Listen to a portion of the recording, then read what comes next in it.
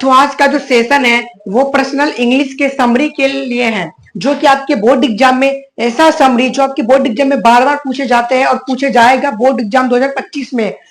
विश्वास रखो आपके बोर्ड एग्जाम 2025 में जो भी बोर्ड पे लिखा हुआ है ये 10 5 पोएट्री का और 5 प्रोज का, तो इसी में से आपके बोर्ड एग्जाम में 6 कोई आएंगे। बनाना क्या है? दो बनाना है, इसका एक अलग बनाना है और इसका एक अलग बनाना है। तो आप लोगों को मन में ये कंफ्यूजन होगा कि ये क्वेश्चन कितने नंबर में पूछे जाते हैं। तो ये क्वेश्चन 8 नंबर में पूछे जाते हैं। 8 नंबर का एक ये समरी अलग हो जाता है।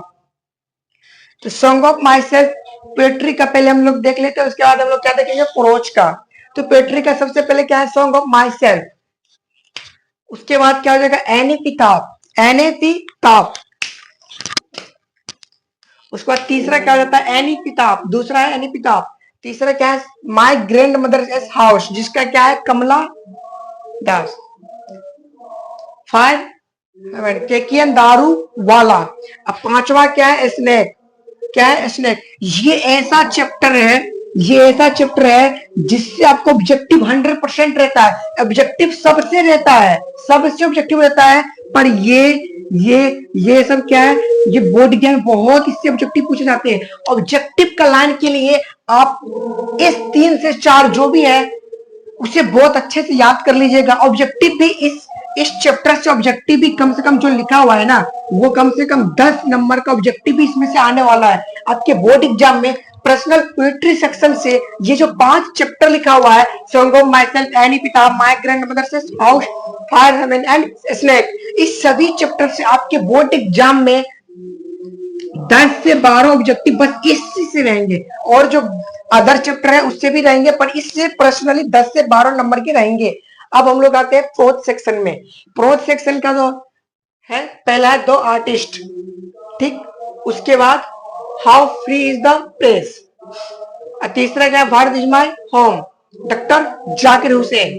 2 अर्थ, ये भी आपके बोर्ड एग्जाम में पूछ जाते हैं। पिंच ऑफ स्नैप, नानू काका, ये भी आपके बोर्ड एग्जाम में पर्सनल, मैं इसका बात कर रहा हूं।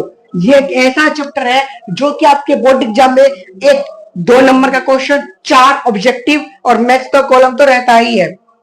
तो ये सब क्वेश्चन आपके बोर्ड एग्जाम में इस चैप्टर से पर्सनली पूछे जाते हैं।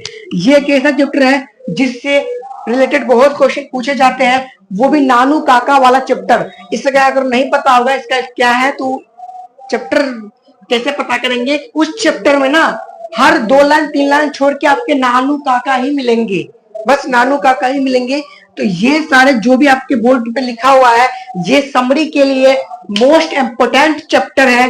तो इस सभी चैप्टर को आप बहुत अच्छे से देखिए और अच्छे से याद कर लीजिएगा। ऑब्जेक्टिव में भी ये चैप्टर काफी हेल्पफुल होने वाला है। तो आप लोग बहुत अच्छे से जाइए, और ये 8 नंबर में पूछे जाते हैं, तो आप लोग बहुत अच्छे से जाइए और इसे याद कर लीजिएगा। याद नहीं करना है, इसका जो फॉर्मेट आता है ना, समरी का फॉर्मेट जो आता है, वो भी मैं आपको कुछ दिन में प्रोवाइड करवा दूंगा।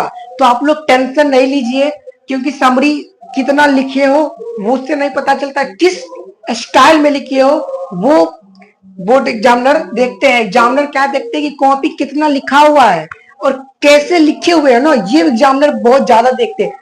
सबसे पहले कि गंदा लिख दोगे, कॉपी को बस भर दोगे, उससे नहीं होता है। कॉपी को अच्छे ढंग से भरोगे ना, वो एक परफेक्ट उसमें नंबर मिलेगा। तो आई विश कि आप लोगों को आज का सेशन बहुत अच्छा लगा होगा, और अपने दोस्त को इस सेशन के बारे में जरूर बताएं कि इंग्लिश का समरी का टेंशन हो गया खत्म। तो दोस्त पूछेगा कैसे, तो आप बोलिएगा कि हमारे YouTube चैनल पे एक चैनल है जो क्या है, सत्तू भैया,